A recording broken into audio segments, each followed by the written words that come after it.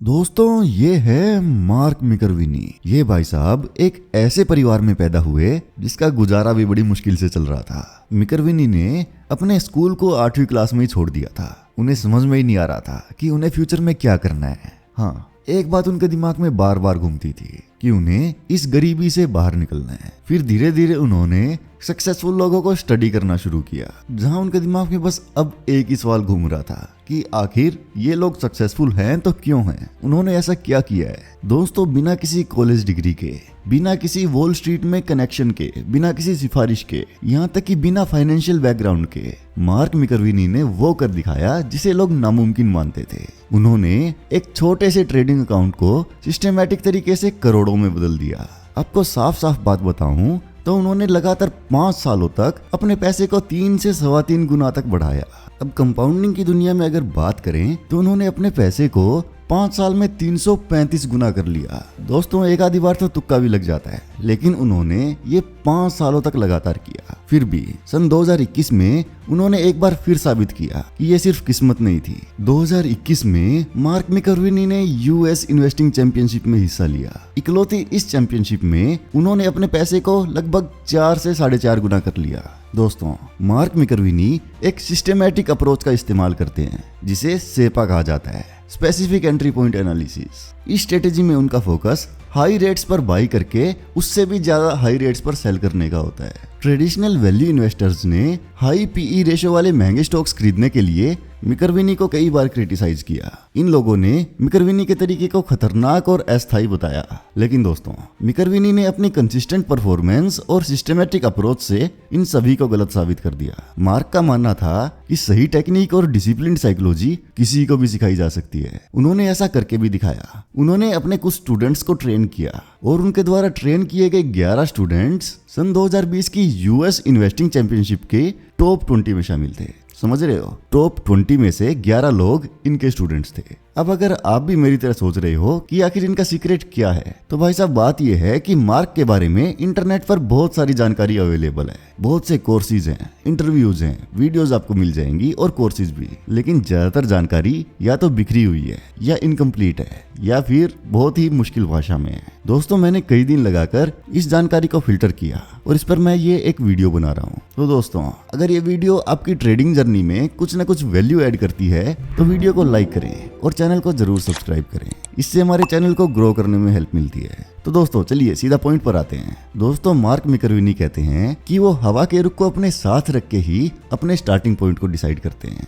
इसका मतलब है कि मार्क सिर्फ वही स्टॉक्स खरीदते हैं जो लॉन्ग टर्म अप ट्रेंड में हो। उनका लक्ष्य एक सर्फर की तरह लहर को पकड़ना होता है।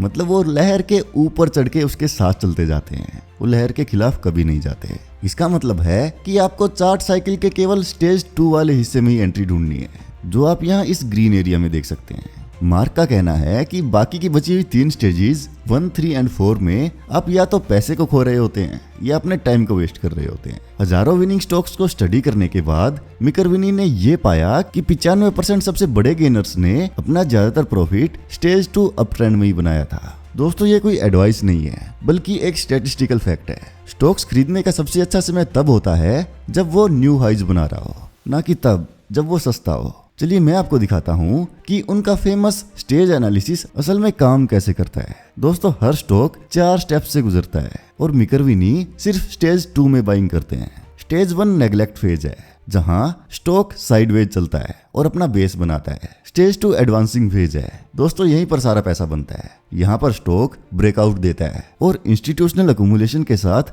ऊपर की ओर बढ़ता है। हमारी स्टेज 3 टॉपिंग फेज है। यहाँ पर स्मार्ट पैसा स्टॉक से बाहर निकल जाता है। फिर शुरू होती है स्टेज 4 डिक्लाइनिंग फेज। इस फेज में ज्यादातर छोटे इन्वेस्टर्स अपना सब कुछ गंवा देते हैं। यहाँ पर ज्यादातर ट्रेडर्स गलती कर बैठते हैं। जब वो देखते हैं कि एक स्टॉक 50% गिर चुका है तो वो सोचते हैं, वाह क्या शानदार डील है। लेकिन मिकरविनी ने साबित कर दिया कि ये सोच बर्बादी का रास्ता है। इसके बजाय वो ऐसे स्टॉक्स को ढूंढते हैं जो पहले से मजबूत हों और अपने हाई लेवल के पास वोलेटिलिटी कंट्रैक्शन पैटर्न मतलब वीसीपी बना रहे हों। वीसीपी के पीछे का लॉजिक एकदम आसान है। सपोज करो कि एक स्टॉक पहले ही काफी अच्छा चढ़ चुका है, एक पॉइंट पर आकर वो रुक जाता है और ऊपर जाने की बजाय साइडवेज चलने लगता है।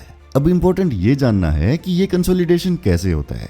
दोस्तों, पहला पुल बैक आमतौर पर सबसे चौड़ा होता है, जहां पर कीमत 20 से 25% तक गिर सकती है। फिर जैसे जैसे स्टॉक स्टेबल होता है तो अगला पुल बैक छोटा हो जाता है, 12 से 15% के आसपास। दोस्तों, इसके बाद तीसरा कंट्रैक्शन आता है, जो अक्सर सिंगल डिजिट तक ही सीमित रहता है, और इसके बाद आखिर में पुल बैक सिमट कर 4 या 5% का रह जाता है। यहाँ पर बायर्स दोबारा इस स्टॉक में एंट्री करते हैं। दोस्तों, हर बार जब ऐसा होता है तो प्राइस के उतार चढ़ाव मतलब प्राइस स्विंग्स कम होते जाते हैं। इसी समय पर ट्रेडिंग वॉल्यूम भी कम होने लगता है। ये कॉम्बिनेशन मार्केट को एक क्लियर सिग्नल देता है कि सेलिंग प्रेशर यहाँ पर खत्म हो रहा है। बिहेवियरल पॉइंट ऑफ व्यू से देखें तो हमें ये समझ में आता है कि शुरुआती प्रॉफिट लेने वाले मार्केट से बाहर निकल चुके हैं। इसके बाद वीक होल्डर्स बड़े पुलबैक के दौरान मार्केट से बाहर निकल गए। अब मार्केट में बचे हैं सिर्फ भरोसेमंद इन्वेस्टर्स जो इस स्टॉक पर विश्वास रखते हैं, और जिनके पास विश्वास है वो छोटे मोटे उतार चढ़ाव को आसानी से झेल सकते हैं। अब जैसे जैसे वोलेटिलिटी कम हो जाती है, वॉल्यूम भी कम हो जाता है, तो सप्लाई और डिमांड का बैलेंस बदलने लगता है। जब तक प्राइस अपने कंसोलिडेशन रेंज के ऊपरी छोर तक पहुंचता है, तब तक सप्लाई लगभग खत्म हो चुकी होती है। जब प्राइस आखिरकार इस रेंज को तोड़कर ऊपर निकलता है तो वॉल्यूम वापस से इंक्रीज हो जाता है। ऐसे में ये मूव बहुत पावरफुल हो सकता है। यहाँ पर डिमांड सप्लाई पर हावी हो जाती है और इस पॉइंट पर स्टॉक तेजी के एक नए दौर में प्रवेश करता है। दोस्तों, इतिहास गवाह है, बड़े बड़े मल्टी बैगर विनिंग स्टॉक्स ने अपनी बड़ी बड़ी रैलीज से पहले यही व्यवहार दिखाया था। मिकरविनी के वर्ड्स में एक सच्चे वीसीपी को पहचानना बहुत जरूरी है, क्योंकि उनके लगभग सभी पसंदीदा चार्ट पैटर्न्स एक ही आइडिया पर बने हैं, जो है एक बड़े एक्सपेंशन से पहले वोलेटिलिटी कम होनी चाहिए। चलिए मैं आपको इसका एक रियल एग्जांपल दिखाता हूँ। इस स्टॉक ने यहाँ पर एक क्लासिक वीसीपी सिग्नेचर दिखाया। शुरुआती पुलबैक ने ऊपर से नीचे तक 28% की रेंज बनाई। दूसरा कंट्रैक्शन घटकर सिर्फ 16% रह गया। वहीं पर तीसरे पुलबैक पर वोलेटिलिटी सिमट कर सिर्फ 6% रह गई। यही छोटा सा कंसोलिडेशन जोन अगले मूव के लिए लॉन्चिंग पैड बन गया। दोस्तों, ध्यान रखो, ब्रेकआउट से ठीक पहले प्राइस मूवमेंट्स कितनी टाइट थी। इसे ही मिकरविनी पिवट पॉइंट कहते हैं। दोस्तों, इस पैटर्न को जो चीज भरोसेमंद बनाती है वो है वॉल्यूम की कहानी। जैसे जैसे प्राइस की वोलेटिलिटी कम होती है, ट्रेडिंग वॉल्यूम भी आमतौर पर कम हो जाता है। ये एक इक्विलिब्रियम की स्थिति पैदा करता है, जहां पर सेलिंग प्रेशर पूरी तरीके से गायब हो चुका होता है। जब डिमांड इस कम हुई सप्लाई से ज्यादा हो जाती है तो रिजल्ट बहुत ही धमाकेदार मिलता है। इस एग्जाम्पल में ब्रेकआउट के बाद अगले 10 महीनों में मार्क को 465% का मुनाफा हुआ। एक और पावरफुल एग्जाम्पल है नेटफ्लिक्स का। दोस्तों, जब मार्केट फाइनेंशियल क्राइसिस से उबर रहा था तब नेटफ्लिक्स कुछ स्पेशल कर रहा था। देखिए कैसे ये स्टॉक पहले ही काफी बढ़ चुका था, फिर इसने यहाँ पर ये एक टाइट कंसोलिडेशन पैटर्न बनाया। यहाँ पर ज्यादातर ट्रेडर्स कहेंगे कि ये स्टॉक बहुत महंगा है, मैं पुल बैक का वेट करूंगा, लेकिन मिकरविनी ने इसे इंस्टीट्यूशनल अकोमोडेशन के रूप में पहचाना। वीसीपी यहाँ पर 3 अलग अलग कंट्रैक्शंस दिखाता है, पहले 15%, फिर 10% और फिर 5%। दोस्तों, हर पुल बैक छोटा होता गया जबकि स्टॉक अपने हाई लेवल्स के पास टिका रहा। ये टाइटनिंग एक्शन इशारा करता है कि सप्लाई खत्म हो रही है जबकि डिमांड अभी भी स्ट्रॉन्ग है। दोस्तों, ये एक दबे हुए स्प्रिंग की तरह है जो अगले बड़े मूव के लिए प्रेशर बना रहा है। लेकिन यहाँ पर एक साइकोलॉजिकल चैलेंज भी है। आपको स्टॉक्स को उनके 52 वीक हाइज के पास खरीदने में कंफर्टेबल होना पड़ेगा। दोस्तों, ये चीज ह्यूमन नेचर के एकदम खिलाफ है, क्योंकि ज्यादातर लोग सस्ते स्टॉक्स को खरीदना ही पसंद करते हैं, क्योंकि उन्हें लगता है कि ये सस्ता स्टॉक दोबारा समय फायदा दे सकता है। लेकिन मिकरविनी कहते हैं कि अगर कोई स्टॉक सस्ता है तो इसके पीछे कोई ना कोई स्ट्रॉन्ग रीजन है। असली पैसा कैसे बनता है? असली पैसा सबसे मजबूत सेक्टर के सबसे मजबूत स्टॉक को सही मार्केट कंडीशन में खरीदने से बनता है। आइए अब चलिए मिकरविनी के 3 स्टेप प्रोसेस को समझते हैं। ये स्टेप्स हैं: बेहतरीन एंट्री पॉइंट ढूंढना, रिस्क को कम करने के लिए प्रोटेक्टिव स्टॉप्स लगाना और प्रॉफिट को बढ़ाने के लिए सही एग्जिट स्ट्रेटेजी को डिसाइड करना। सबसे पहले हमें उनके ट्रेंड टेम्पलेट की जरूरत है। ये उन स्टॉक्स को फिल्टर करता है जो पक्के तौर पर स्टेज 2 अप ट्रेंड में है। ऐसे स्टॉक्स अपनी 150 और 200 डीएमए के ऊपर होना चाहिए। साथ ही 150 डीएमए 200 डीएमए के ऊपर होनी चाहिए। 200 डीएमए का ट्रेंड कम से कम 4 महीने से ऊपर की तरफ होना चाहिए। वहीं पर स्टॉक का करंट प्राइस 1 वीक हाइज के 25% के दायरे में होना चाहिए। RSI यहाँ पर 70 से ऊपर होना चाहिए। बेहतर होगा अगर ये 80 या 90 की रेंज में हो। ये टेम्पलेट देखते ही देखते 90% स्टॉक्स को लिस्ट से बाहर कर देती है। दोस्तों, आपको सिर्फ मार्केट लीडर चाहिए। इसके बाद हम वीसीपी पैटर्न को देखते हैं। दोस्तों, एंट्री का सिग्नल हमें तब मिलता है जब स्टॉक भारी वॉल्यूम के साथ वीसीपी के ऊपर ब्रेकआउट देता है। यहाँ पर वॉल्यूम आमतौर पर एवरेज से 40 से 50% तक ज्यादा होना चाहिए। हम अपने स्टॉप लॉस को आखिरी कंट्रैक्शन के लो के ठीक नीचे रखेंगे, जो हमारी एंट्री से लगभग 7 से 8% की दूरी पर होता है। इस तरह का स्टॉप लॉस नॉर्मल फ्लक्चुएशन के लिए सफिशिएंट स्पेस देता है और हमारे रिस्क को भी कंट्रोल में रखता है। मार्क अपनी कैपिटल को प्रिजर्व करने पर बहुत ज्यादा जोर देते हैं। इस टेबल के नंबर्स बताते हैं कि लॉस को जल्दी बुक कर लेना सक्सेसफुल ट्रेडिंग का बेस क्यों है। दोस्तों, एक छोटा सा 10% का लॉस रिकवर करने के लिए सिर्फ 11% के गेन की जरूरत होती है, लेकिन अगर आप घाटे को 50% तक बढ़ने देते हैं तो बराबर शराबर आने के लिए आपको 100% का प्रॉफिट चाहिए। लॉस और रिकवरी का ये डिसबैलेंस आपको सब कुछ एक्सप्लेन कर देता है। दोस्तों, छोटे लॉसेस अगले विनिंग ट्रेड से आसानी से पूरे हो जाते हैं, लेकिन बड़े लॉसेस आपके लिए एक मैथमेटिकल जेल बन जाते हैं। आपको ऐसी जेल से निकलने में महीनों या सालों लग जाते हैं। इससे आपकी साइकोलॉजी भी खराब होती है। खासकर 50% जैसे बड़े लॉसेस के बाद ट्रेडर्स अक्सर जल्दबाजी में आ जाते हैं और वो बड़े रिस्क लेने लगते हैं। इससे उनका लॉस और भी बढ़ता है और उनका ट्रेडिंग अकाउंट धीरे धीरे खत्म हो जाता है। लॉसेज को छोटा रखकर मिकरविनी हमेशा नए मौकों का फायदा उठाने के लिए एकदम तैयार रहते थे। इसीलिए वो कहते हैं, बड़े लॉसेज ना लेना ही मेरी सक्सेसफुल जर्नी का सबसे महत्वपूर्ण मंत्र है। दोस्तों, अब अगर पोजीशन साइजिंग की बात करें तो मिनरविनी कभी भी किसी एक ट्रेड पर अपने टोटल अकाउंट का 1 से 2% से ज्यादा का रिस्क नहीं लेते थे। प्रैक्टिकली ये ऐसे काम करता है। मान लीजिए आपके पास 1 लाख का अकाउंट है, आप यहाँ पर 1% का रिस्क लेना चाहते हैं। इसका मतलब है कि आपका मैक्सिमम लॉस सिर्फ 1000 का होगा। मतलब अगर कोई स्टॉक 50 रुपए पर ब्रेकआउट दे रहा है और आपका स्टॉप लॉस 46% पर है तो आपका रिस्क पर शेयर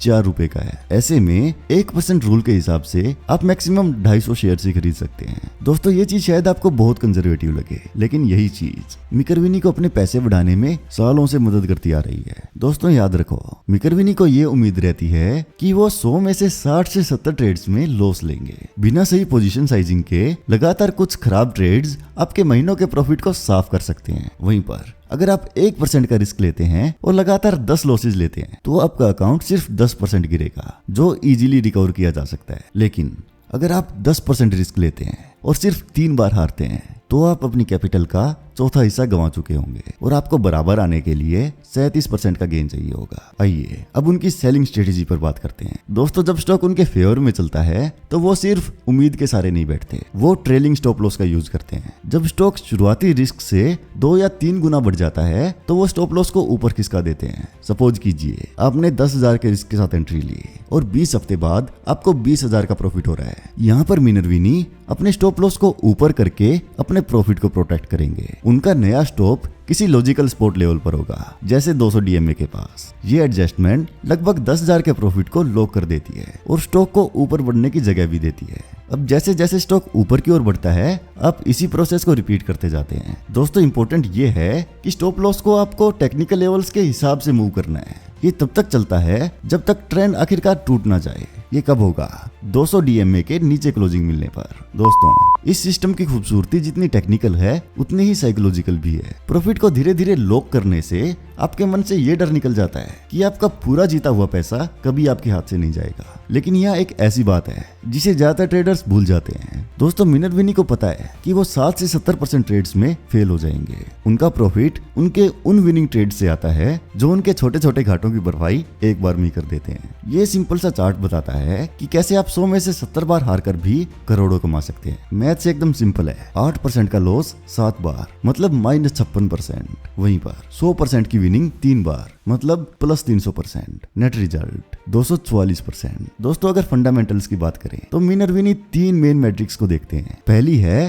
अर्निंग ग्रोथ, जो कम से कम 25% से ज्यादा और बढ़ती हुई होनी चाहिए। सेल्स ग्रोथ, इसको बताना चाहिए कि बिजनेस एक्सपेंड कर रहा है। नंबर 3 नेट प्रॉफिट मार्जिन्स, ये दिखाएं कि कंपनी बहुत अच्छे से काम कर रही है। दोस्तों, जादू तब होता है जब ये तीनों एक साथ बढ़ते हैं। इन्हें वो द बिग 3 कहते हैं। चलिए, अब तक आपने वीडियो में जो भी सीखा उसको समराइज करते हैं। दोस्तों, आपको ट्रेडिंग सिर्फ स्टेज टू अप ट्रेंड में ही करनी है। आपको ट्रेंड टेम्पलेट का इस्तेमाल करके अपने स्टॉक्स को फिल्टर करना है। इसके बाद सही वॉल्यूम के साथ आपको VCP पैटर्न को पहचानना है। वॉल्यूम कंफर्मेशन मिलने पर आपको ब्रेकआउट पर एंट्री लेनी है। आपको बेस के नीचे 7 से 8% का स्टॉप लॉस लगाना है। इसके बाद ट्रेलिंग स्टॉप लॉस से आपको अपनी पोजीशन को मैनेज करना है। दोस्तों, इस सब के लिए आपको क्या चाहिए? बहुत ज्यादा रेट्स पर स्टॉक को खरीदने की हिम्मत, लॉस को तुरंत बुक करने का डिसिप्लिन और विनिंग ट्रेड्स को लंबा चलाने की पेशेंस। दोस्तों, मार्क मिकरविनी साबित करते हैं कि सही सिस्टम और सही माइंडसेट के कमाल से अच्छे रिटर्न्स पाए जा सकते हैं। उनका 5 साल में पैसे को 335 गुना करना कोई किस्मत नहीं है, बल्कि ये एक परखी हुई स्ट्रेटेजी को मशीन जैसी एक्यूरेसी के साथ निभाने का नतीजा है। तो दोस्तों,